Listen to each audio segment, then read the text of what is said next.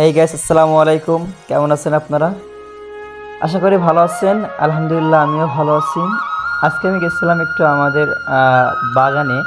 তো ওইখানে তালের রস থেকে যে গুড় তৈরি করে সেটার একটা প্রসেসিং বা প্রক্রিয়া যে আছে সেটা আপনাদের সাথে শেয়ার করবো, সেজন্য আর কি ভিডিওটা আমার করা।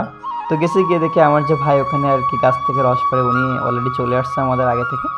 তো যাওয়ার পরে দেখলাম উনি নামাজছে, দেখলাম রসটা অনেক পরিষ্কার ক্লিয়ার। আপনারা দেখতে পাচ্ছেন, দেখছেন একদম পুরো ক্লিয়ার হয়েছে, একদম লাল টকটক করতেছিল রসটা। অবশ্য নিচের দিকে একটু ঘোলা মতো ছিল। তারপর ওটা কোনো বিষয় না, কেননা তালের রস তো ওটা এখনের সময় অনেক মিষ্টি হয়। আর বর্ষা বাদলের সময় তারপরে একটু মিষ্টি কম হয়, তারপর আলহামদুলিল্লাহ অনেকটা মিষ্টি হয়েছিল। আমরা রস হচ্ছে কলসের ভিতরে দিচ্ছিলাম। তারপর ওইখান থেকে আবার হচ্ছে গাছে আর কি যেটাকে বলে পুরুল, ওইটা আমরা উঠাই দিচ্ছিলাম। ও ভাই ওইখান থেকে আবার নিচে নামিয়ে দিচ্ছিল। তো এইভাবে করতে করতে অলরেডি একটা সময় আমাদের রস পড়া শেষ হয়ে গেলো, ভাইও গাছ থেকে নেমে আসতেছে। তারপর আর কি কাজ হচ্ছে রসটা মাথায় করে নিয়ে বাসায় এসে আর কি চুলায় আগুন জ্বালায় আর কি এর উপর রসটা বসায় দিলাম। দেওয়ার পরে দেখতেছেন আগুন এত সুন্দর করে জ্বলতেছে বৃষ্টির সময়, তারপরে ঝড় বৃষ্টি আসতেছিল।